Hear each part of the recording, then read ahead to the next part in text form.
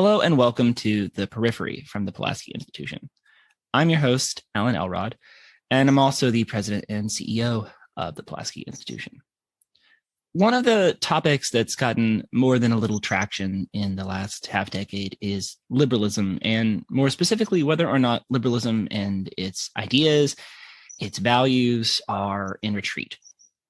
And that's pretty important to us here at Pulaski because really at the end of the day, liberalism taken as its broad commitments to openness, to pluralism, democratic accountability, the movement of people and ideas and goods around the world, and the idea that that is good for us and our future, it's really at the heart of what we're doing. And on the one hand, these concerns about liberalism failing have been a question of leaders and institutions in terms of the commitments of elected officials to open, accountable government and fair and equal justice. But it's also more broadly been put as a question about democratic publics across the world, whether everyday people are really as invested as they used to be in pluralism and democracy itself the way they once were. And a lot of these accounts can be quite grim in their predictions for our future. So I really wanted to take a kind of pragmatic approach and invite on two people who have been actively involved in both the study and even the promotion of liberal ideas in the public square. A brief disclosure here, both of our guests have had or maintain formal connections to the Liberal Democrat Party in the United Kingdom. Pulaski is strictly non-partisan, and so their appearance here shouldn't be taken as an organizational endorsement of the Liberal Democrats or their candidates for election. That said, I'm really excited to talk to them about the state of things in the UK, both in terms of Brexit, but also just the wider political situation there, and also to discuss the prospect for liberal ideas in Britain and elsewhere. So our guests today are Paul Hindley and Stephen Richmond. Paul is a PhD student at Lancaster University in the UK. He researches the political economy of neoliberalism, and he is a member of the Social Liberal Forum and has previously been a member of the Liberal Democrats. He was an election agent for the Liberal Democrats in Blackpool South in 2017 and 2018. Stephen Richmond is a council member of the Social Liberal Forum and vice chair of the Coventry Liberal Democrats. He was also previously the Liberal Democrat candidate for Parliament for Coventry South. So hello, Paul, and hello, Stephen. Hello there. Hello. Do you want to maybe let us know which voice is who? Paul, if you want to. Hello there. I just wanted to correct one thing. I was the election agent in 2015 and 2017. So just okay, thank you. Make that, just to clarify that. But yes, hello, and it's wonderful to be here. Thank you, Alan. All right, and Stephen. Being the other voice, I am therefore, by process of elimination, Stephen. Nice to meet you. Thank you. So I think the best place we can start, because it's the big thing that I think people outside the UK would know about, is Brexit. But I assume that probably a lot of people, and but even when I was living in the United Kingdom, found it was quite hard to follow. So probably one of the best places we could start maybe is just to lay out kind of where things are now with the implementation of Brexit, and sort of both of your senses of what that means, in an economic sense, but I'm also very curious about sort of the political situation of Brexit, basically 5 years on from the referendum. I mean, it can be quite difficult to keep up with Brexit here in the UK even. I mean, it seems to be changing so often. As your viewers may be aware, there's currently significant labour shortages in many parts of the economy, in HGV drivers and in relation to agriculture and things like that. But there's also a growing tension, we've certainly seen this week, over the issue in Northern Ireland. So your viewers may not be aware that as part of the Brexit deal, which was signed by the government of Boris Johnson less than 2 years ago, so they would have agreed to it at the start of 2020 when Britain formally left the EU, and then there was a transition period which came to an end at the start of this year. There's now a customs border down the Irish Sea. So Great Britain and Northern Ireland are essentially divided along the lines of customs, and this is creating a lot of tensions in Northern Ireland between unionist communities who see that Northern Ireland is essentially being separated from the rest of the UK, and nationalist communities who want to be closer to the Republic of Ireland, who value there being an open border between the Republic of Ireland and Northern Ireland, as per the Good Friday Agreement. So there's a lot of tensions there currently. And just this week, the government of Boris Johnson has discussed renegotiating the Brexit deal, especially in relation to Northern Ireland, with the EU. And as I understand it, negotiations are and discussions are ongoing with Brussels. So it's all, to be honest, Boris Johnson won a substantial victory in the 2019 election on the promise to get Brexit done. That was one of his 3-word slogans. But you know, the Tories themselves are unpicking their own deal. And at the same time, when we're having significant shortages across the economy, there are huge impacts both on people's living standards and potentially to the stability of the situation in Northern Ireland. So, you know, Brexit is far from resolved, I would say. Yeah, just to think about what I can add to that hasn't already been said, is that I think a couple of things that are really interesting about the process from the view of the topic we're broadly discussing today is that the democratic process here and the fact that around Brexit, the democratic process around Brexit and the fact that it is difficult to follow are sort of interlinked questions, in that part of the reason it's so difficult to follow, even if you're here, even if you're me or Paul, who is so politically obsessed that we're doing a podcast about the nature of liberalism for a think tank in a different country, even he and I have a little bit of trouble following it. And that's because there are so many sharp turns. The deal that the Conservative Party is currently criticising as utterly inadequate, shocking, appalling, utterly unacceptable is the same deal that they ran on in the last general election and described as, oven ready was the phrase, which is a slightly weird phrase to use about a trade deal, but whatever.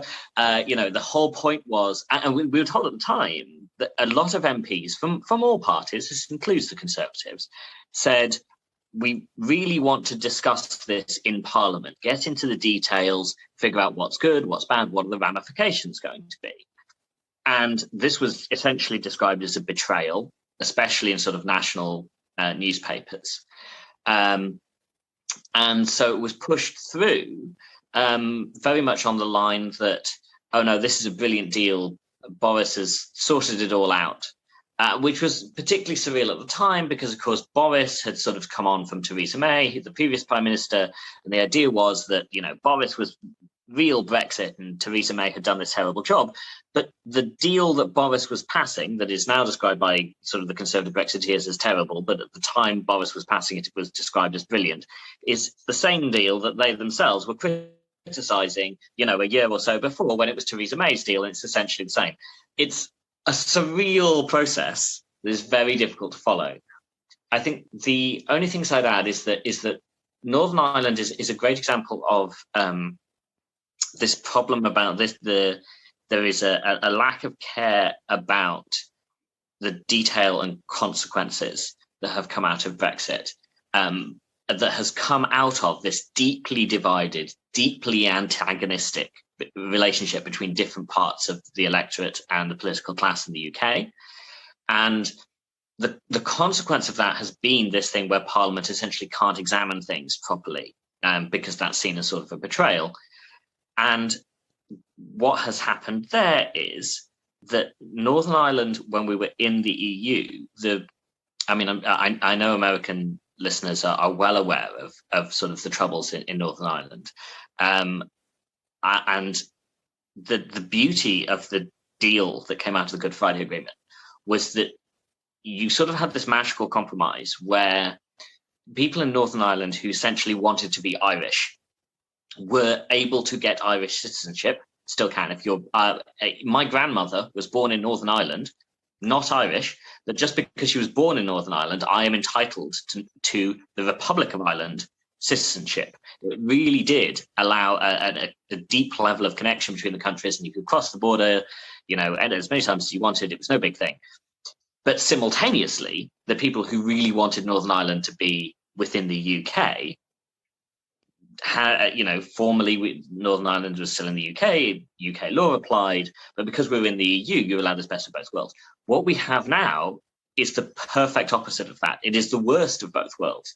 The people who want to be part of the Republic of Ireland find that they can't cross the border, they can't cross 1 mile across the border to where their aunt lives to go and see her without appropriate paperwork.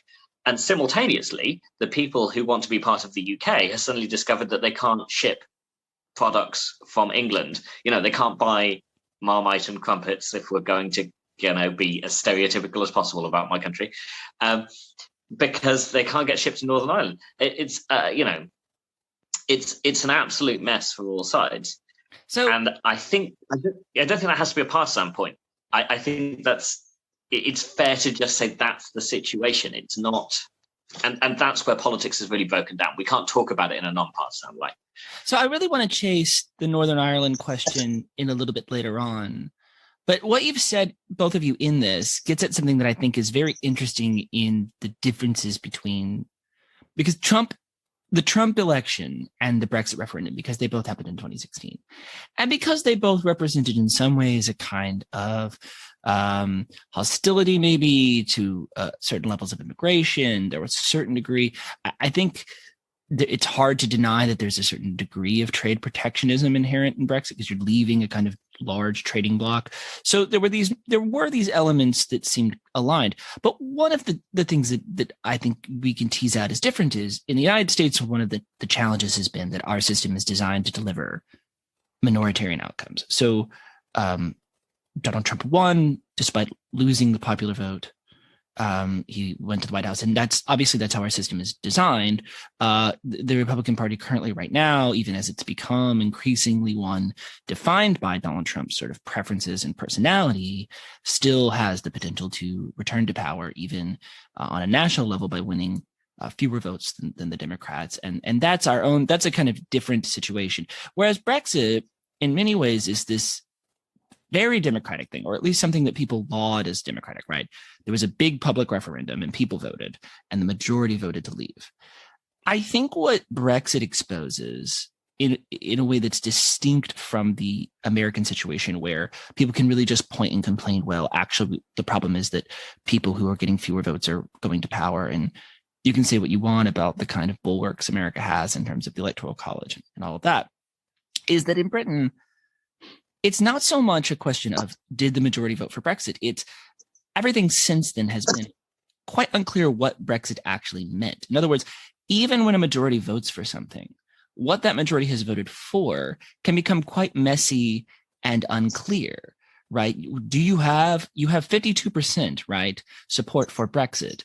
But what does that mean? Does that translate to 52% support for leaving the single market? Does that translate to 52% support for a hard border between Ireland and Northern Ireland? And suddenly these things can break down quite quickly, right? Even with the sort of imprimatur of democracy, right? Because I think for a lot of people in Britain who were pro-Brexit, that's what they've pointed back to every time is, look, here are the millions of people, here's the 52% of Britons who voted in this way. This is what they want. And the question kind of keeps coming back. Well, once you boil things down to smaller policy questions and you get into this mess, it gets harder. And right, I wouldn't even describe it as a post-Brexit Britain. It was like a limbo, right? I lived in Britain post-referendum, but pre-actual withdrawal. And it was a strange time to live in a country that simultaneously seemed to have agreed that it was going to leave, but nobody could quite agree about what that meant. And even the people who were opposing Brexit couldn't quite agree what opposition to Brexit meant. Did it mean stopping the withdrawal entirely? Did it mean simply forcing the withdrawal to be, friendlier to the EU? I think this gets at a different set of problems for liberal democracy and sort of what those principles mean in terms of responsiveness to the public and pluralism and democratic accountability and transparency mean on something that, on the face of it was a very democratic endeavor. So I'm curious about the breakdowns of those different kinds of positions and ideas around just what Brexit is. There. I mean, I found it quite striking how even amongst the supporters of Brexit, there wasn't an agreed consensus as to what Brexit was. So for several years after the referendum, there was essentially a debate in the country as to whether or not we left the single market or we stayed inside it, whether we stayed part of a customs union or not. And this debate was happening essentially in the two largest parties, in the Conservatives and Labour, both of them trying to grapple with the outcome of the referendum vote and trying to understand what to do next, essentially. And Britain went through a couple of prime ministers. First, David Cameron, who essentially resigned straight after he was on the losing side of the referendum, and then Theresa May came to power, and again faced many setbacks. And Boris Johnson initially came to power and faced huge defeats, in the House of Commons because he lacked a clear majority. So there was a great tension in British politics to decide what Brexit actually meant. And sadly, we seem to have ended up with, I think, one of the more extreme Brexits possible, whereby we have decided to leave the single market, for example, and that's having a huge impact on the current labour shortages we currently have. I think perhaps something that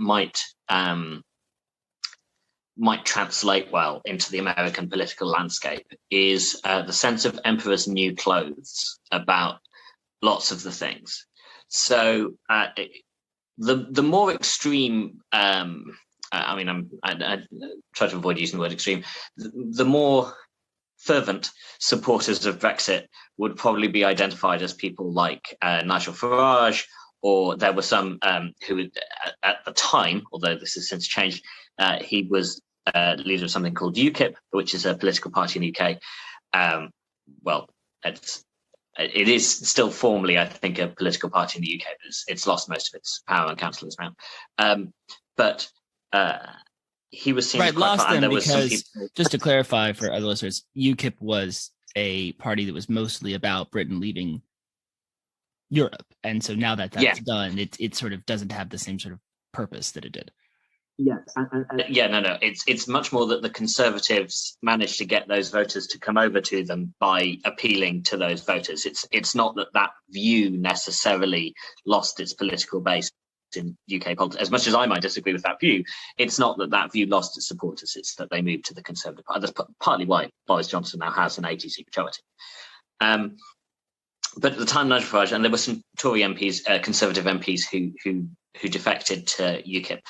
Those people, during the referendum, were regularly asked, does Brexit mean leaving the single market? That's the economic side of the European Union for people who aren't familiar with the 427 million different permutations of the way European countries interact with each other. It is incredibly complex, but there are economic things you can be in without being in the political side. At the time, that was regularly asked of those people, the most fervent supporters of Brexit, and they went on TV and they very clearly said, no, Brexit does not necessarily mean leaving those institutions. Now, it is seen as a huge betrayal of Brexit to do that. And that has happened in a way where it's just been sort of accepted. And you would think there would be lots of TV reporters going, hold on, wait a second, but I thought you said the exact opposite 2 minutes ago. And that doesn't happen very much. And that's sort of the emperor's new clothes quality to it, much like the deal. And much like another great example that's happening at the moment is something that was warned of before the referendum, was that if you leave these big economic institutions, it's a pure economic loss. You talked about as, there is a Trumpian trade barrier vibe. That is not the vibe that they put out. That side was very clear. No, we're not in favor of trade barriers. We want global trade. We want Britain to be global. That has not happened. And now that hasn't happened, it is now the thing that they were always going for, if you see what I mean.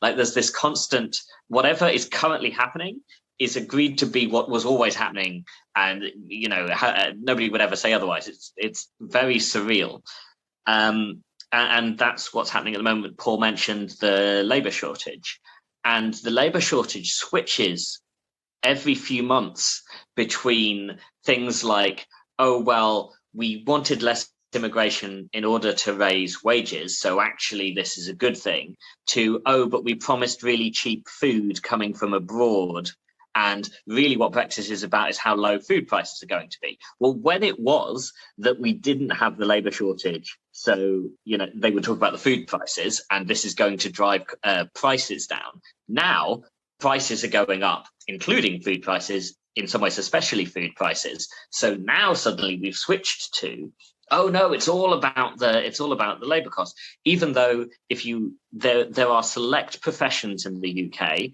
where the wages are jumping up because of the labour shortage and prices aren't keeping up, so those people really are better off. But as with these scenarios of big global trade questions, if you do that in a way where it shrinks the overall pie, the majority of people are worse off. It's in some ways the inverse of the problem that the US has had, whereby over the last few decades, the US has substantially increased sort of the globalization of its trade system, of its trade. And this has overall helped the US economy. But there are pockets of people who have been left individually worse off. And I know that's a real big issue in the US. What Brexit has done is essentially the exact inverse. It has left the majority of people in a position where they're slightly worse off, but there are sort of individual professions which are seeing their wages go up very quickly. And which thing the government will point to changes rapidly in a way that is, again, why it's so difficult to keep up with what's going on with Brexit. So something I wanted to try to do now maybe is bring this down to a more local level.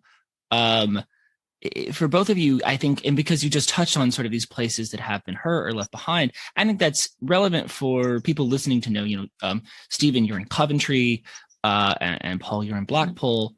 Coventry being a town in the Midlands that was in the mid-20th century really England's motor city in a lot of ways, the big center of the auto industry. Yeah, maybe more famously for Americans, the British city that was sort of bombed out in its center during World War II.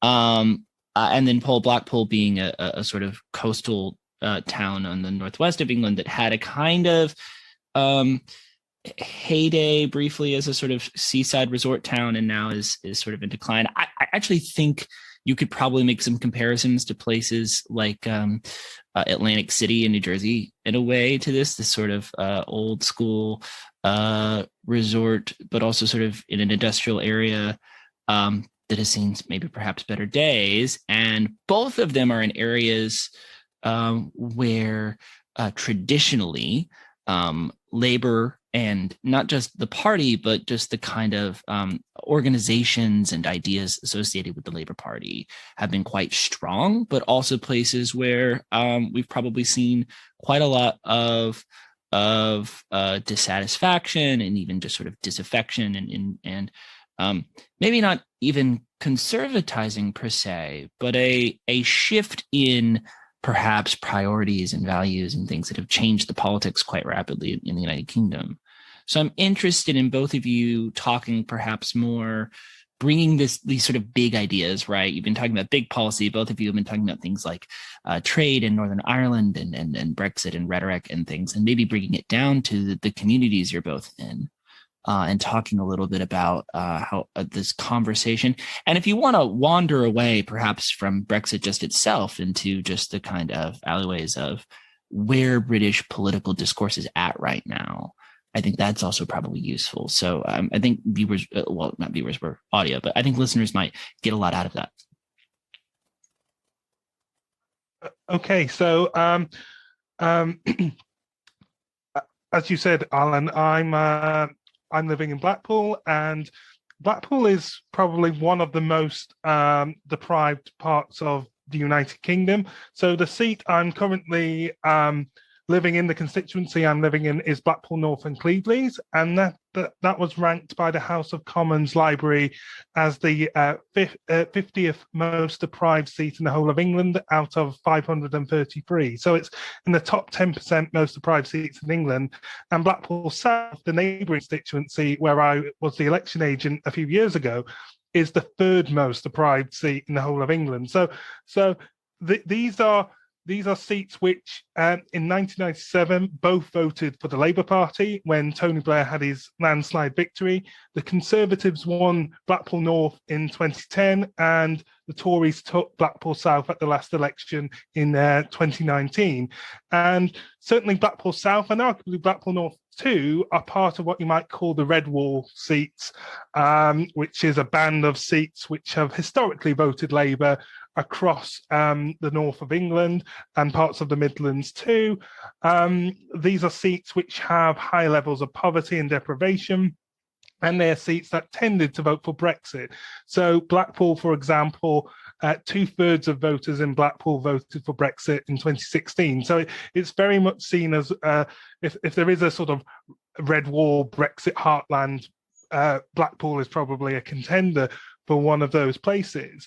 And here we have vast amounts of inequality. So just to give you one example, which was which the BBC was reporting on only yesterday, a study found that the life expectancy for a man in Blackpool is 27 years shorter than it is in Kensington and Chelsea, which is a more affluent part of London. So you can sort of see Blackpool and many so-called left-behind places in parts of the UK have these vast health and socio-economic inequalities.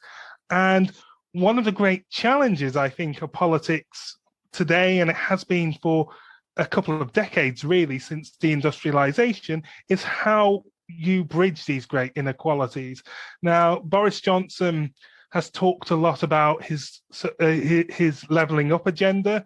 To be honest, I've yet to see any concrete, clear proposals of what that means. It seems to be mostly rhetorical, and there seems to be a bit of tension between Boris Johnson and the Chancellor of the Exchequer, Rishi Sunak, as to how far the government goes to intervene. You know, the Conservatives have historically been a party that is reluctant to invest and reluctant to raise taxes and to spend public money, especially towards parts of the country which have historically voted Labour. But since the last election, the Tories won a swathe of seats in the Red Wall, and now there's more of a pressure potentially to shift resources more to the north of England. Although I'm slightly sceptical as to whether or not that will happen.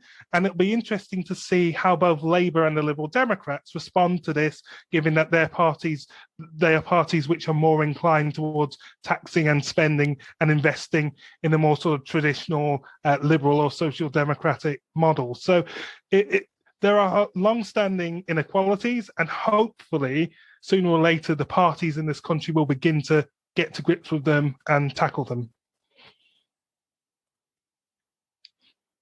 So for my half of that, I think what I'd add in, I think probably worth disclosing that both Paul and I are probably in the sort of redistributionist liberal tradition rather than the sort of the Keynesian side, rather than the pure market point of view.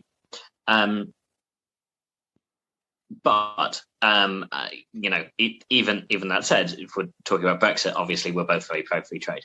The difference is we just redistribute more. But Coventry is similar to Blackpool in some respects, in that we are clearly deprived. Historically, it has been a deprived area, as you say, post-industrialist. Used to be sort of the centre of car manufacturing, and we have a very proud heritage of that. Where Coventry is slightly different is that the train to London from Coventry is only an hour. And I'm sure US commuters will be more than familiar with commutes considerably over an hour. So you can imagine that quite a lot of Londoners with exceptionally high house prices have moved to some of the parts of Coventry that are closer to the train station. So Coventry actually now has a sort of a miniature version of the UK, and it has its own north-south divide because the train station is in the south of the city. And the northern parts were also much more closer to where the factories were traditionally, the car plants. Give me a sec, Alan. I'm just going to pause while I structure my thoughts because I was about to just talk. You can give me 1 second to think. I realized I was gonna end up rambling for ages. So just give me a second.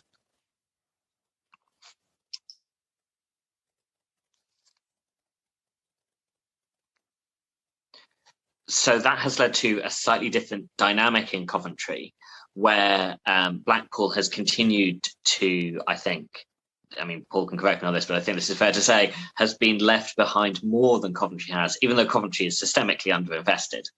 And the West Midlands, the Midlands is the part of the UK in the middle, sensibly enough. Very helpful. Regularly, and small other disclosure, that was where I lived. I was going to school in Coventry, technically, but living in a little bit of I think we would call it quite posh suburb south of Coventry called Royal Leamington Spa. Yeah, the level of hatred that people of Leamington would have of you describing it as a suburb of Coventry, I can't imagine the sheer rage. That would no doubt result in a raised eyebrow and a tut, Alan. Sorry. I mean, hey, look, if you can be in town in 8 minutes, it's a suburb. Suffice to say that there are areas of the West Midlands which people in the south of England will try to convince you the Midlands isn't real, and people in the north will try to convince you the Midlands isn't real. But we are real. We are a real place. Maybe this is why we're so underinvested. The government actually doesn't believe we exist. And this is an interesting disparity in that because the north is talked about as having sort of is being the place that's underinvested. There's this idea that you hear out of the Treasury quite a lot of something called the Northern Powerhouse, which is this hypothetical example of hypothetically investing in the north of the country. Paul and I would obviously have a level of skepticism, but we are in an opposition party, right? We're not in the government. So full disclosure, obviously we're going to have a certain level of skepticism about that. And other people can debate how reasonable that skepticism is. But the North is talked about as having this hypothetical investment. The West Midlands never seems to actually get talked about. That said, we have advantages that the North doesn't, in that we're just closer to the centres of economic activity. And the way the UK economy is structured is different to a US perspective in that we have one sort of pole of economic activity, which is London. It would be as if there were no other economically powerful cities in the entire United States except New York. It's not quite the same, and obviously that's because the US is a vastly larger country. But it does make a difference. It's more like if you're in an individual state in the US and there is sort of one center of, it's more like New York State.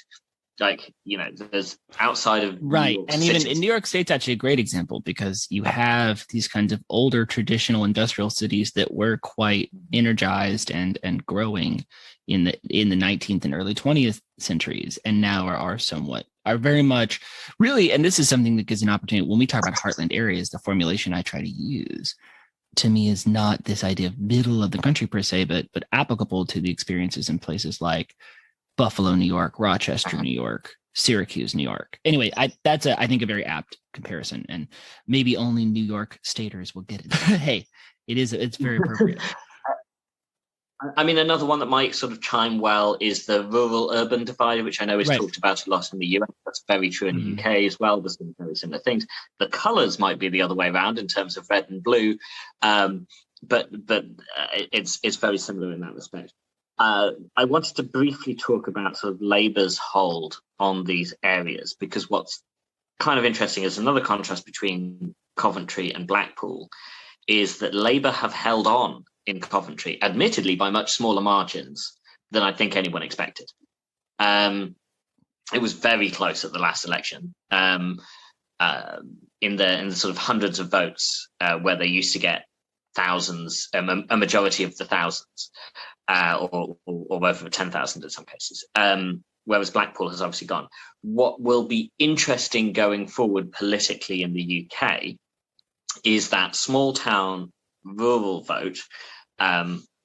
Obviously, there is a real contrast there to the US in that I think you would probably think of the rural vote as always having been Republican. And obviously the rural vote in the UK, the sort of green fields in the South, has always been very Tory. But those red wall seats are small towns and industrial towns, which I think in the US have been Republican for a long time, but that switch in the UK is much more recent. And that is having a very profound effect on UK politics, and particularly on the Conservative Party, of trying to figure out what their identity is. And Paul was talking about the contrast between what the Prime Minister says and what the Chancellor for the Exchequer, who controls the Treasury and therefore the money, says. And in some ways, Boris Johnson is behaving as, if you're a Tory who wants to win Blackpool in every election, you say what Boris Johnson says. If you're a Tory who wants to win, what was the seat you mentioned earlier, Paul? Was it somewhere in London? Kensington and Chelsea. Kensington and Chelsea, obvious example. If you want to win Kensington and Chelsea, you talk like the Chancellor of the Exchequer is currently talking. And that's, if you want to talk about what's kind of going on in UK politics that is churning and different, it's that. And that affects both the main party of government, the Conservatives, and I say that's party of government as in they're usually the ones in government, not just they're currently in government, and also the party that is usually in opposition and is currently in opposition, the Labour Party. It affects both of them very substantially. Just to sort of pick up on the point about the Labour Party, it's quite striking how in recent years the Labour Party, in some of its traditional heartlands, first in Scotland and now in the so-called Red Wall across the north of England, has seen its support be demolished, really. The party lost swathes of seats to the Scottish National Party back in 2015 in that general election. The SNP, their main objective is to make Scotland into an independent country. And now at the last election, we saw Labour lose swathes of seats in its former northern heartlands in the north of England. And I think that there's a very difficult question that progressive and centre-left parties have to ask in the United Kingdom, which is how they're able to defeat the Conservatives when many of their traditional heartlands are no longer held by them. So I think this question affects Labour most of all, but also some questions for the Lib Dems and the Greens as well. But the Labour Party are in a very difficult situation at the minute, and it's not entirely clear what Keir Starmer, the current Labour Party leader, can do to properly win back those areas, let alone other parts of Scotland. And I think something that may be slightly difficult is that in Scotland, the vast majority of Scottish people voted against Brexit. They wanted to remain in the EU, versus parts of the Red Wall, which many places like Blackpool voted for Brexit. So you've got sort of contrasting opposites, and Labour in particular, I think, needs to find a way to sort of rebuild its sort of broad constituency of support that it used to have, and how it does that is a very difficult challenge.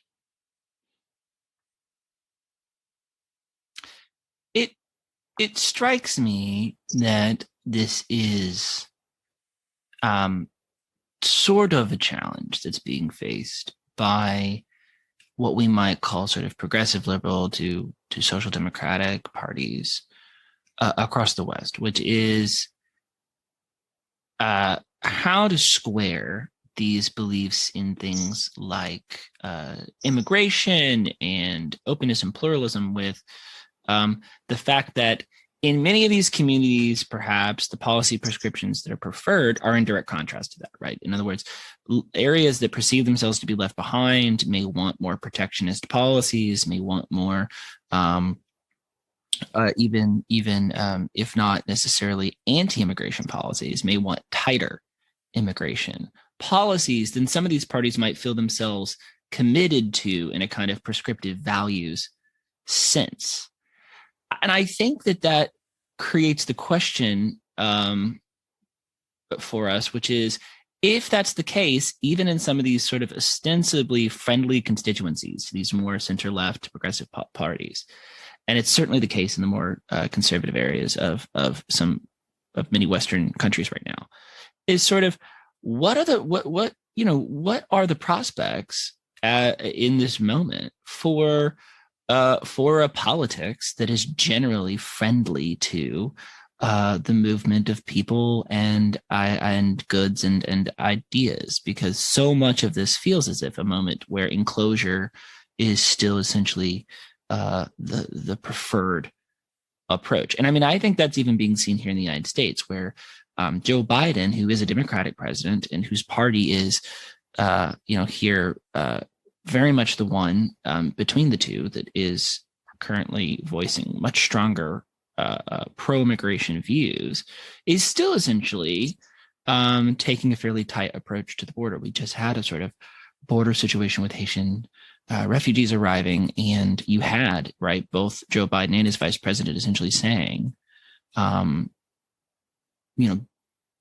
don't keep coming. So I'm interested if that's the case right now, even from the places where, and I think this is, by the way, some of that I think is a genuine view. Some of that I think is a response to the political realities of the moment. Is there even really a place where there can be, this is one of the areas where I think the argument that liberalism is in retreat probably has a lot of sway, that it does seem to be pretty widespread, at best, ambivalence about immigration and trade at the moment. Even when we probably would acknowledge that some of these places perhaps can't, given the way the world's economy has changed, be enlivened without some degree of new trade or even labor coming in from elsewhere. So yeah, I think that. Go ahead, Stephen. Sorry, Paul. You go first. Okay. I'm reminded of a historical example in British politics from well over 100 years ago. In the general election campaign of 1906, the Liberal Party then was campaigning against the Conservative Party, which was standing on a platform of protectionist tariffs.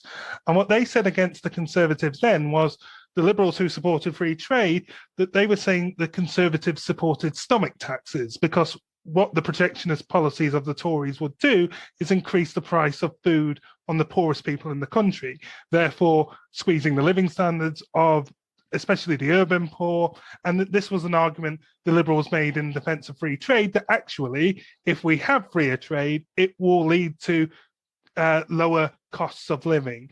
And I think that's an argument which in particular can be borne out today when we see the impact of Brexit and food shortages and a very real cost of living crisis, which I think we're beginning to see here in the UK, that actually the decision to leave the European single market and to end freedom of movement is having a very real impact both on the country's economy, but also on individual living standards. And ultimately, it will be the poorest in society, but also working class and middle class Britons who have to pay the cost of not having free-flowing immigration like we used to have when we were in the EU. So I think Liberals need to sort of make the social justice case for free trade and immigration and not be afraid to do so. Yeah, I'd agree with that. I think that the mistake that was made was not recognizing the importance, especially in countries like the US and the UK that have electoral systems that in practice mean that votes when you live in one place are worth an awful lot more than votes when you live in another place. And the UK doesn't have quite the same system as the US, as it being as obvious that is true. But if you look at the mathematics, that is true in the UK as well. But there's two, and the consequence of that is that we pursued a policy for quite a while which in practice did increase the size of the economy, and it did mean that prices were held down and that wages were nonetheless sort of going up, although not brilliantly. But the places worst hit by this policy, where they weren't seeing the benefits, are the places that, as it happens, are electorally quite powerful. And so there is both a moral argument for progressives that we should never have let these people, be in this position in the first place, and it was morally wrong to do so. But I would equally argue that it has been, even if you're not being moral about it, even if you're just being purely, politics is all about winning elections, well, we didn't, did we? We haven't been winning elections. And I think a substantial part of that is because we let these communities take a hit in order for the economy overall to have a benefit. And we needed to find some way of transferring some of that benefit to those people so that they didn't lose out. I think the benefit, the current situation is enormously frustrating for Liberals, and in a very real sense, massively damages people's lives, and poverty in the UK has increased substantially. It is a real cost to real people's lives. If we are trying to find a silver lining to the cloud, I think the silver lining would be the anti-globalization, the anti-immigration forces have been given carte blanche to run the country, and everything got worse from the point of view of those communities that wanted that change. The places where wages have managed to go up even despite the circumstances is not those places in the UK. But those are the places where prices, especially on fundamental goods and services like food, particularly energy at the moment, it's obviously a global energy crisis, but voters don't always fairly apportion blame for these things. In the UK, the Labour Party got a lot of blame for you guys destroying your own housing market over in the US. And it's, I think, hard to see, even as someone who is not in the Labour Party. It is, to be fair, while I have many criticisms of them, and they did deregulate the banks, and that was probably foolish, to be fair, they didn't cause the US, housing crisis, but they did get blamed for it. And in the same way, I think it's very difficult. Boris Johnson can argue to this blue in the face that it's a global energy shortage, which is true, but it is also worse in the UK, partly because this government sold all our gas storage not that long ago, which was our emergency reserve for a situation just like this, and the intention was to use it to stabilize prices, but we got rid of it, so now we don't have that. And so those people are being hit. They're being hit the most. And I think that probably leaves an opening for progressives and liberals and pro-immigration sides to say, look, it wasn't about that. What we can do, and what we should always have done, is offer you a positive vision of the future, where we are explaining how we're going to make sure that if you're in Blackpool or Coventry or, the outskirts of Manchester, the towns around Manchester that are really struggling, for example, there are lots of places, across the UK, but particularly in the north, that's really hard hit. You can say, this is how we're going to help you directly. This is how we're going to make sure that some of this wealth that we build is going to come to you. And I think there's a great politician speech in that, isn't there? we're going to, the Conservatives have been holding the UK down. They've been holding the UK back. We believe in a more powerful, in a bigger Britain. We're going to push our economy forwards, and we're going to make sure that everyone benefits from it. I mean, to an extent, isn't that how Joe Biden just beat Trump? I mean, Joe Biden is very sedate in how he explains these things, but that was fundamentally what he did, right? He gave this vision of, no, I'm a good old-fashioned, I believe in the US and I believe in our economy, and I'm just going to make sure that everyone benefits. That works. That's how you get out of this trap, would be my argument. I'd like to play the skeptic on this, because I think right now we have gotten into, and while we are all of somewhat different orientations, we are all people broadly quite, I think, enthusiastic about and committed to liberal principles.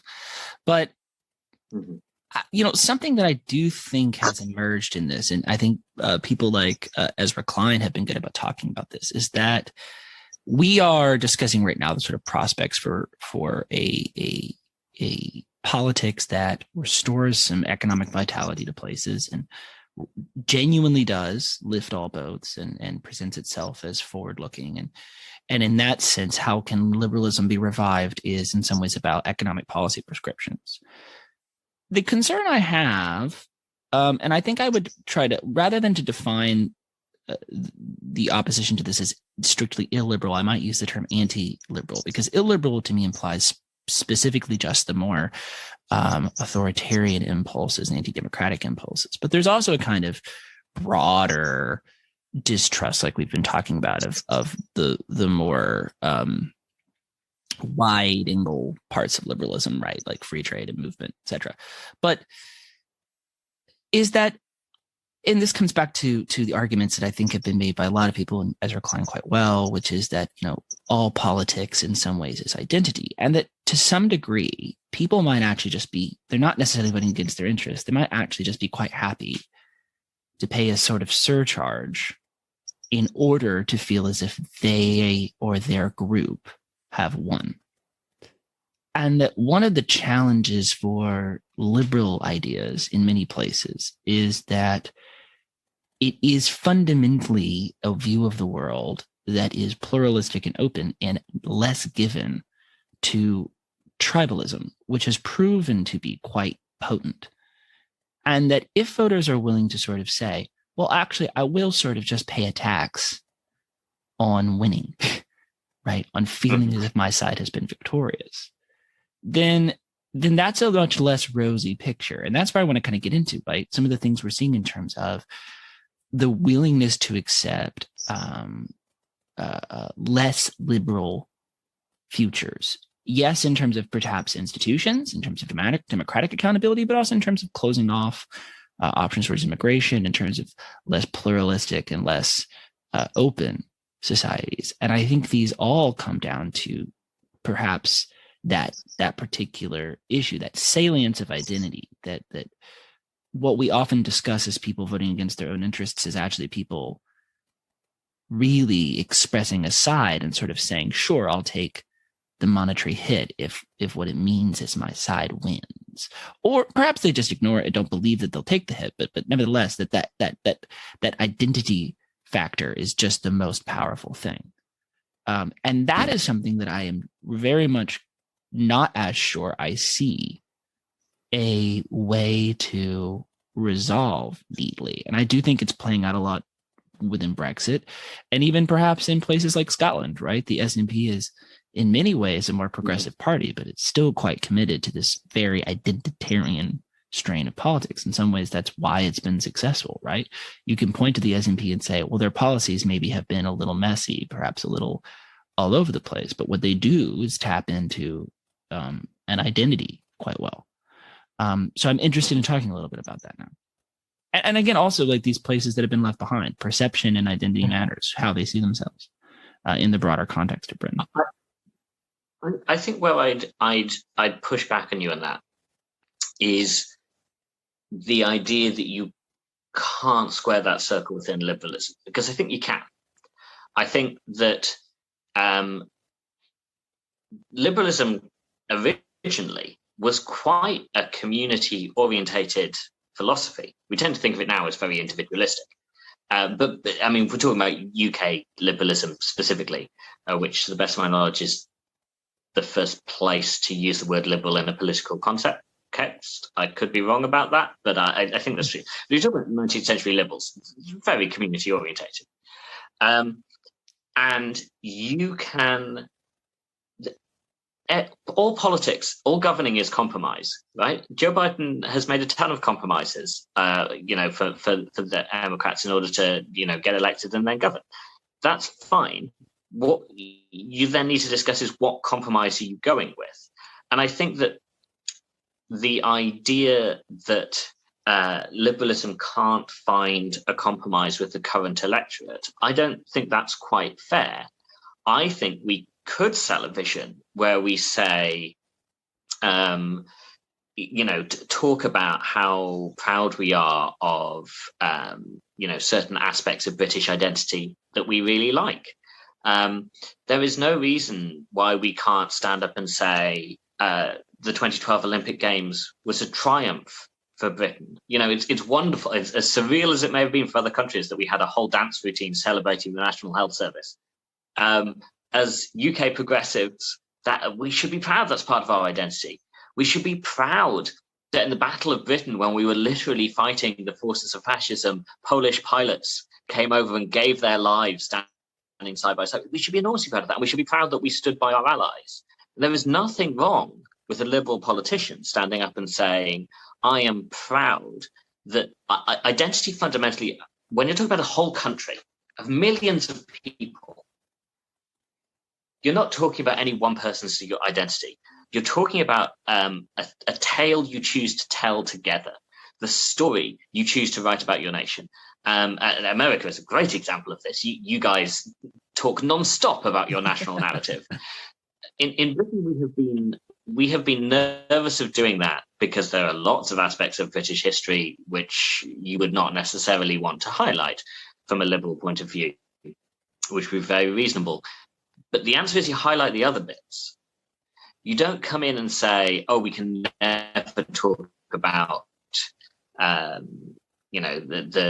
the country in sort of a sort of positive, glowing way. You just choose to do it differently. So I think you can make the argument, you can phrase it as Britain made a choice. We made a choice after World War II about what sort of country we wanted to be. We chose to be the country that founded the NHS. We chose to talk about ourselves as a country that defeated fascism. We chose to talk about ourselves as a country that had founded the welfare state and helped, rebuild the world after this horrifying incident. And if you look at what we chose to celebrate in 2012 in the Olympic Games, those are the things we celebrated. There is a national narrative there that is compatible with liberalism. And I would argue that a failing of liberals today is that we are poor at having a sort of pride in what we believe in. Because especially in Britain, because whereas in the US you tell your national story brilliantly, in the UK there is that real worry that, anytime you say anything with any sort of pride, it sounds slightly like, oh, wait, you're not. Is this a dog whistle? And that's really understandable. But by giving over that rhetorical territory to the Conservatives, whether it's the Conservative Party or it's people you might merely describe as conservative, like Nigel Farage with a small c, we have given up the option of having some sort of compromise there. A compromise that, again, I know I'm coming back to Joe Biden a lot, but everything in Joe Biden's election campaign was proud of being American. He was proud of it, but that didn't make him less liberal. And so don't get me wrong. I totally get that we are nowhere near the world where we're just going to say, well, let's go back to how it used to be in 1900, where there was no such thing as a passport, really, and there was no border checks. You could go to any country anywhere in the world, and it was fine. Like, obviously, that is not happening anytime soon. But I do think that when voters want to know that you're going to fight for them, and they want to know that you're going to be on their side, and you're right that tribalism is a real barrier. It makes it really hard. But firstly, demographics are on our side. Young people are very pro-immigration. But secondly, there is still a compromise we can do right now, where if you look at voters in the red wall, they want investment. Every poll is incredibly clear about this. They voted for Boris Johnson because he said he would break with Conservative Party orthodoxy and actually invest in the North. And if they don't do that, then there is room for us to come and say, one, we will do that, and two, we can and do love this country, and there are lots of things about it that we are proud of. We simply believe that being the country that invented the NHS and had an important hand, for example, another 2012 Olympics thing, we put Tim Berners-Lee on stage because he's fundamental in the development of the internet. We can be a country of innovation, a country of leading towards the future and new technologies and expansion, but we can also be a country that decides to invest in its citizens and to put money back into those communities that have helped build Britain. It is not that hard to say those words as a liberal, and you are able to say those words to people in the red wall, and that's fundamentally covers all their bases, as long as you don't also say, and by the way, we're going to remove all immigration restrictions on all countries in the world simultaneously. Clearly, there are limits on what you can do there, but just because there are limits, that doesn't mean that there isn't a workable message that you can give, if that makes sense. Paul, do you have anything you want to add there? I had one other question I want to get to with you guys, but do you have anything you want to add to this? Yes. So I think what liberals need to do is we need to be in the art of building sort of a new consensus, of finding ways to bring people together instead of having people just sort of kept in the tribes of competing identities, which we see in this country and many others. And in particular, we should take inspiration from people like William Beveridge, who was the liberal who founded the welfare state. Stephen mentioned that Britain should be proud of the fact that we founded the welfare state after the Second World War. And, that was based on very clear liberal principles and liberal foundations which had been previously set down. So the liberalism needs to be sort of the solver of problems instead of overlooking problems or pretending that problems aren't there. They need to solve problems, and in particular, they need to find solutions to the vast social and economic inequalities which have developed in this country and no doubt many others in recent decades, and inequalities that have only grown wider because of the recent pandemic that we're all still living through, in fairness. So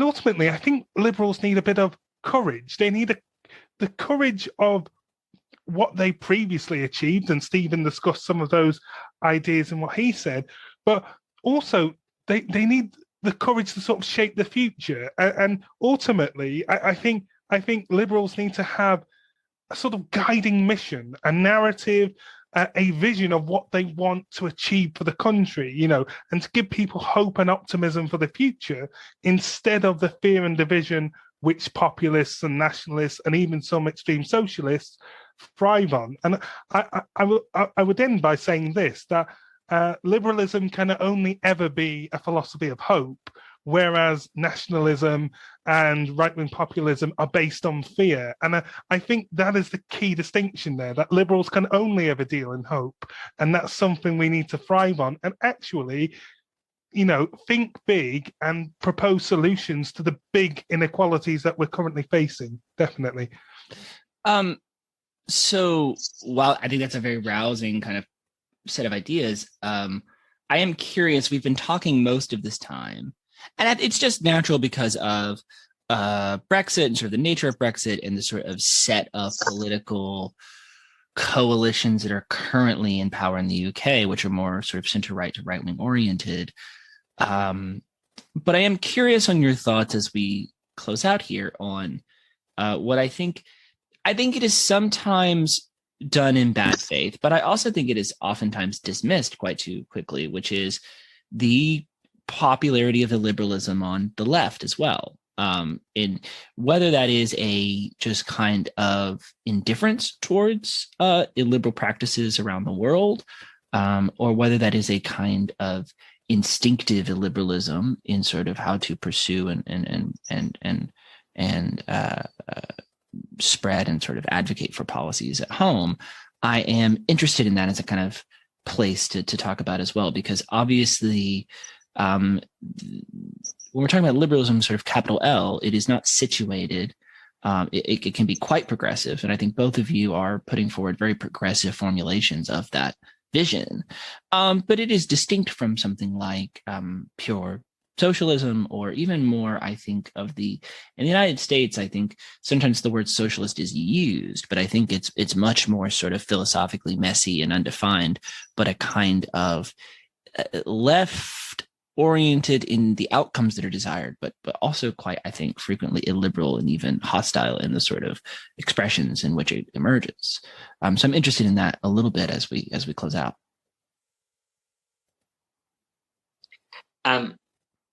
Yeah, so I think that's a perfectly fair point, that there clearly are elements on the left where this backlash is the sort of populist backlash exists on the left. I do think it's to a smaller degree than the right, quite substantially. I want to say I agree. Also, I don't want to be mistaken for suggesting that these things are symmetrical, but because I honestly don't think they are. I don't want to be taken for suggesting that the scales are somehow balanced here in terms of where the sort of problems of illiberal or authoritarian impulses exist in the political spectrum right now. But it seems like dismissing it out of hand is the kind of thing I have seen done by many people. Sometimes I think because they genuinely don't believe it, and sometimes I think because they believe it's not expedient to acknowledge it in terms of being practical about political coalitions. And I also am not sure that is maybe the best way to deal with it. Yeah, I agree with all of that. Just before I answer that, I am going to add in, it is worth noting, you talked about minority victories. In the UK, it is worth noting that the Conservative Party very much does not have a majority of the votes. It has a majority of seats in Parliament. Those are not anonymous in the UK. And equally, in fact, the Conservative Party has not had a majority in any of the governments it's been part of in terms of votes. For 50 years, something like that. It didn't have it any of the times Thatcher won, for example. So the majority of the vote on is still votes for ostensibly progressive parties, and then occasionally there are elections where sort of the combined right-wing vote is larger, but they're very rare. Right. So in terms of vote, so I just wanted to throw that in there because I think it's important when talking about public sentiment that we don't mischaracterize where the public is because of how the electoral system. But the electoral system is still the one we have, and it's obviously the thing that governs the country. So it is still, quite important. Winning seats and being in government makes quite a difference. So that's talking about sort of the elements on the left. I think that it is frustrating. And look, there are fundamental differences in the way liberals see the world versus socialism, but they are both birthed from a similar point in history, worried about similar issues. Liberalism, the term, I believe, Helena Rosenblatt's book, I believe, talks about this, term came originally from an insult for a politician who was too generous towards the ordinary people. They were a liberal gentleman in the same way you might have a liberal glass of wine or a rather liberal slice of cake, as in a large one. Those things obviously are fundamental to socialist worldviews as well. I think maybe where the difference is liberalism is fundamentally about spreading power, which again is not necessary. Socialists would argue that that's what they're doing as well. I would argue that socialism is quite centralizing in practice, even though socialists would push back, I think, quite heavily on that.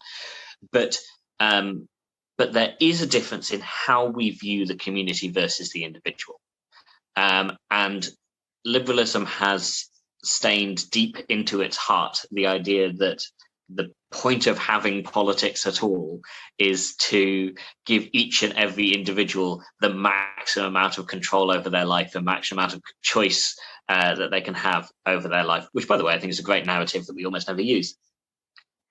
And what, by sort of failing to live up to that, I would argue, look, obviously, Paul and me are both slightly old-fashioned liberals. We're not sort of part of the neoliberal supermarket, as in not supermarket where you buy your vegetables. I mean, supermarket and then super into markets side of liberalism. We don't like markets. I like markets very much. They're magical things. But, I would not be as enthusiastic about them as Tony Blair or Nick Clegg. And clearly, so there's some bias there. But nevertheless, I would argue that it is not completely surprising that if we keep telling a narrative about how, this the sort of the 1980s to 2010 narrative, really, the neoliberal narrative. If we keep telling that story, and there are some people who feel that their wages have never gone up and life doesn't seem to be getting any better, and the amount of choice and control they have over their life seems suspiciously to always be going to at best be staying the same, while other very wealthy people are having far more power, far more control, far more choice, and far more wealth, and they feel that their wealth is either stagnant or falling. There is some element of that which is going to seep in, where if politics feels broken, if politics feels like it can never actually deliver the things that the majority of the public support, it's not completely surprising, as horrifying as it is, that there are going to be an increasing number of people who say, well, it doesn't feel like democracy is really doing what we say it does. It doesn't feel like it's really helping us. So maybe actually these open and liberal values don't matter so much. And that I think is terrifying. And I think that when you talk about the decline of liberalism, that is the thing that I am most worried about above all else. Because if we lose that, if we can't keep people with us on that, if we can't hold their belief on that idea, then we're doomed. Like that is fundamentally who we are. And I understand deeply the sort of the push for a long time of like, oh, we can liberalize trade and that'll grow GDP and this is going to make us better off in the long run. I get all of those things. I understand why the sort of the projects that happened through the kind of 80s and 90s, especially after what had happened in the 1970s. I understand emotionally why we got into that place. But I just think that if people really feel that democracy doesn't work, and this is really true in the US right now, even more than the UK, that if people just don't trust democracy to work fundamentally and don't trust it to work for them in their interests, then you can point to, oh, trade should always increase total aggregate utility until you're blue in the face. But it doesn't matter very much if what happens is populists win all the elections and they destroy liberal democracy. We need to rediscover what liberals discovered at the beginning of the 20th century, in that we had this period during the 19th century where we'd gone really hard on trade liberalisation. There was some kind of state actions we'd done. Gladstone was quite supportive of the unions. We set up universal education for all in the UK. These are liberal achievements, banning children from working in factories. But we didn't really discover state action until the 20th century. And fundamentally why that happened, I would argue, and Paul is much more of a scholar on this than I am, so I'm going to hand over to him in a second. But it feels to me that fundamentally it was required for liberalism to succeed as a project to have the Lloyd George, John Maynard Keynes, Beveridge, as much as Beveridge also has some problematic views, which we should acknowledge, he's obviously not around now.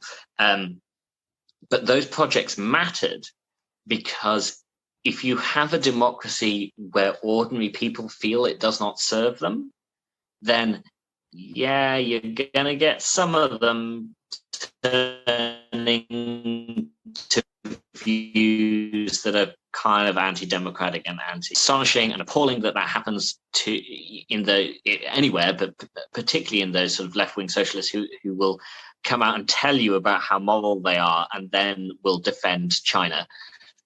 That's absurdist. That's ridiculous. Like, even if you are the most hardened socialist in the world, if you're then going to defend, like, China is clearly,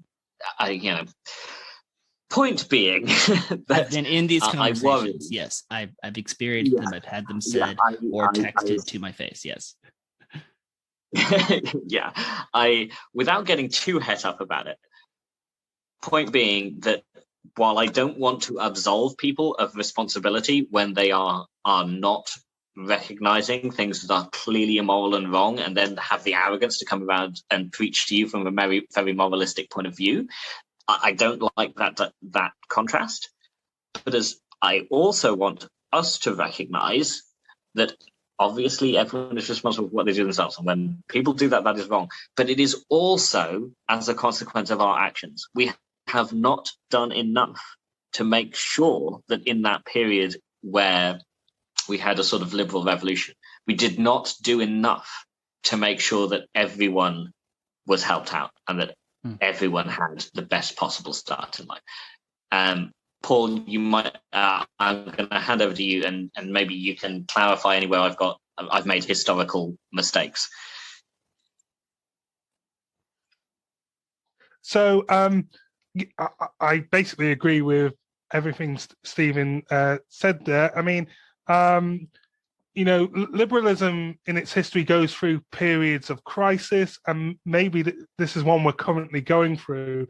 And liberalism at the end of the 19th century in Britain was also going through a bit of a crisis as to what it meant to advance individual liberty at a time where there were these gross inequalities emerging because of industrialization and growing demands from trade unions for workers' rights, and also growing evidence as to the scale of poverty. And this led a group of liberals like Herbert Asquith and David Lloyd George to begin to pursue early welfare policies and early policies of state intervention to try and mitigate these vast inequalities. So that's what the Liberal government of the Edwardian period at the start of the 20th century, essentially, it began to lay the foundations of what would become the welfare state.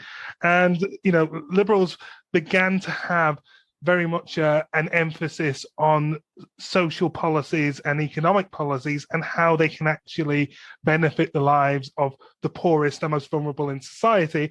And that's the sort of tradition that has continued from that point on, what you might call social liberalism, or in America might be called modern liberalism. That idea that a progressive state can help to redistribute wealth more fairly and to tackle inequalities in society. I just want to make one really crucial point in relation to liberalism and socialism, and it's that liberalism fundamentally views things as through the perspective of advancing the freedom of the individual, like all schools of liberalism in that respect. But for progressive liberals, it's about ensuring that there is a fairer distribution of wealth, and that social problems, whether it's unemployment, a lack of housing, ill health, the need to get an education, that those issues are dealt with, and that naturally means more investment, more intervention from governments of various levels. So for liberals, I would always argue the emphasis is on the freedom of the individual, not so much the collectivist approach that socialists have historically had. And I'm reminded of the slogan that the Brexit campaign ran in 2016, which was "Take Back Control." And I've always thought that should really be a liberal slogan.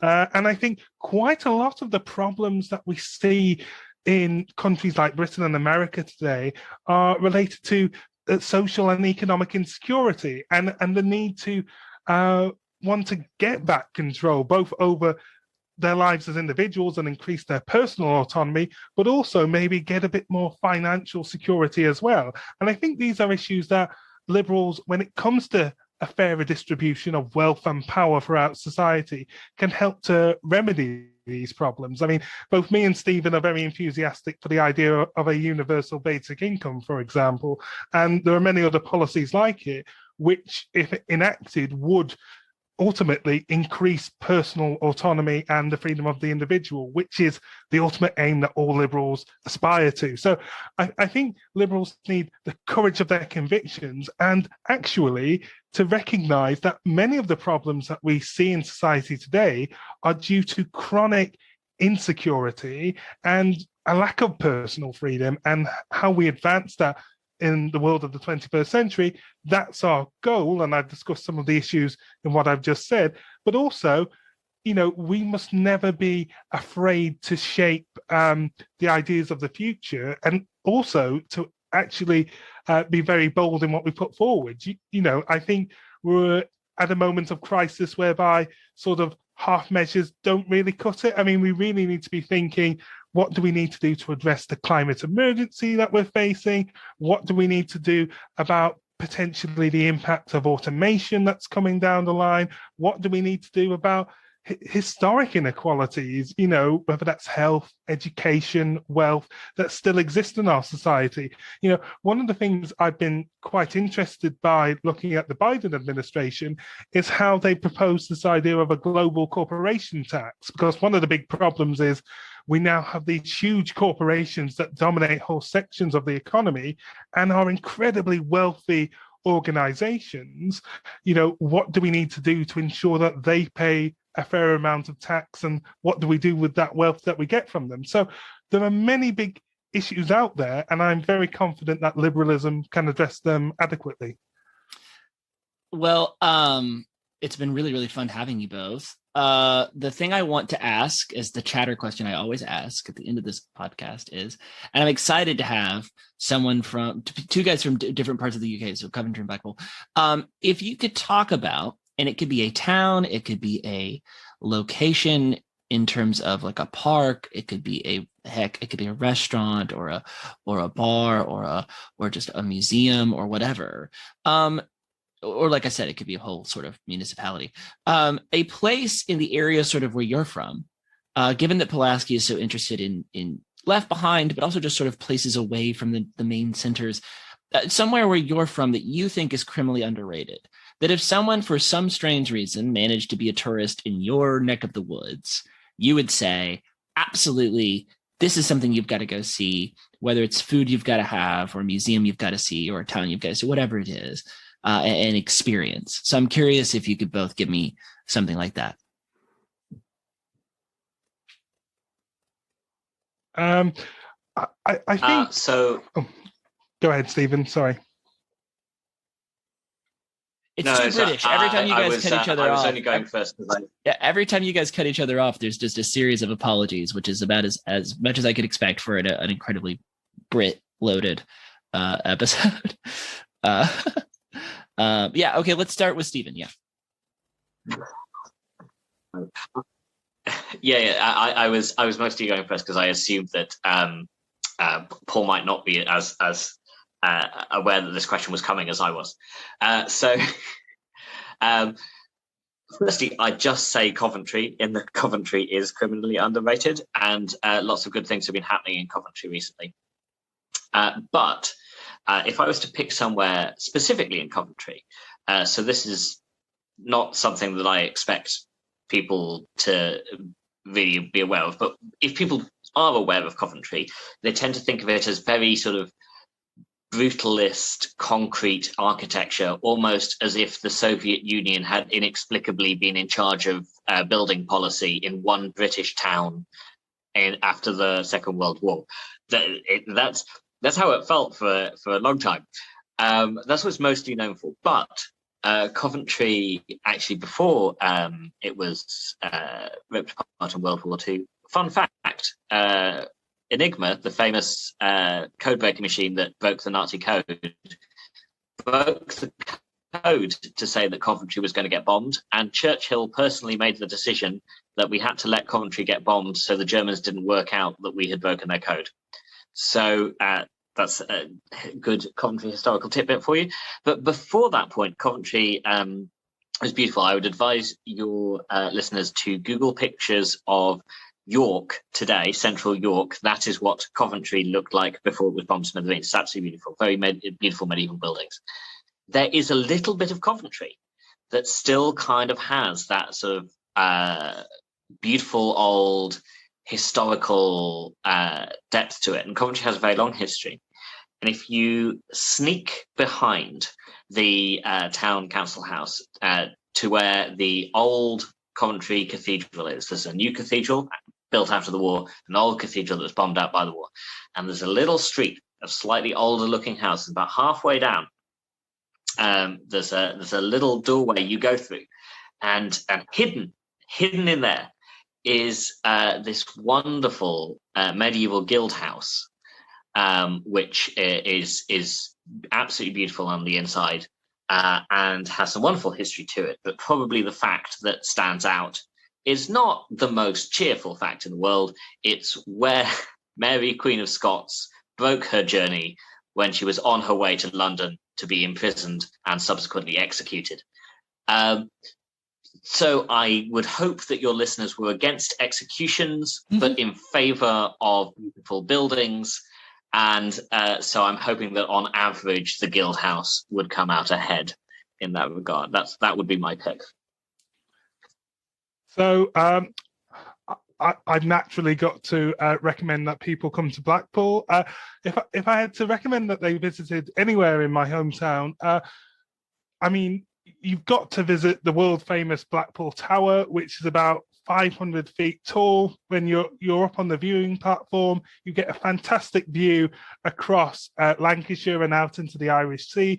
It's absolutely wonderful. And one particular part of Blackpool Tower is especially amazing, and that's Blackpool Tower's ballroom. It's got a historic, old-fashioned, huge ballroom in there, which for any fans of the show in this country called Strictly Come Dancing, or the American version Dancing of the Stars, you know, they may know of Blackpool Ballroom as being a sort of world-renowned location for ballroom dancing. And it's got this really ornate, impressive, huge hallway, which anybody who gets the chance to see it should really see it. It's really spectacular to see in Blackpool Tower. And just one other point I'd like to make. I think on the first podcast, John Hogan Morris, who was on, was talking about fish and chips in Whitby. I'd like to recommend that fish and chips in Blackpool are also really good as well. So if you get a chance, have some fish and chips by the seafront. So yeah, that's my local plug for Blackpool. So I'm very happy we could have maybe we can have a running fish and chips rivalry in this segment with our British guests. Well, it's been an absolute thrill to have you guys. Thank you so much. What, Stephen? Sorry, I was just gonna say that I didn't come onto the podcast intending to like really live up to every British stereotype, but we've now managed to discuss fish and chips and about how the people of Northern Ireland might miss out on Marmite and crumpets. And I'm slightly worried that we may have amped up the British stereotypes to a degree that is unsustainable. I feel like I should desperately warn anyone who's going to visit the UK. It's just not going to be this much concentrated, but it's going to be much more mundane than this.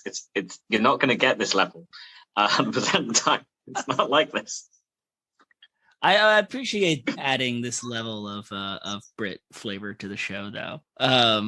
Guys, it's been super fun. I really appreciate you both taking so much time out to be on and to do this. And I can imagine we'll probably maybe do this again in the future. And it's been a blast. And thank you so much. And for everybody listening, thank you for joining us. And we hope that you will be back. Just a brief note here. I didn't really insert a break earlier, but I will make a brief plug right now that you go to PulaskiInstitution.org. If you go there, you can find the Pulaski blog, which has written commentary, analysis, and research from the people that work with us that I hope you'll find interesting. You can also find a tab for this podcast, The Periphery, with links to our episodes, which can also be found on places like Spotify and Stitcher. You'll also find other information with regards to our vision, our plans for the future, some of the projects we're trying to work on, as well as a donate button. We are getting underway now with trying to raise funds, and we will be working to try to really flesh out and build up all the things we're doing as we turn the corner from 2021 to 2022 and present an even sort of more robust plan for the following year in terms of projects and output. But thank you so much for joining us here. Please come back for more if you enjoyed it, and have a good day. And thank you to Paul and Stephen. The Periphery is a production of the Pulaski Institution. I've been your host, Alan Elrod. Our music was written, recorded, and produced by Brandon Ragsdale and Cody Smith. Thank you for coming, and please join us next time.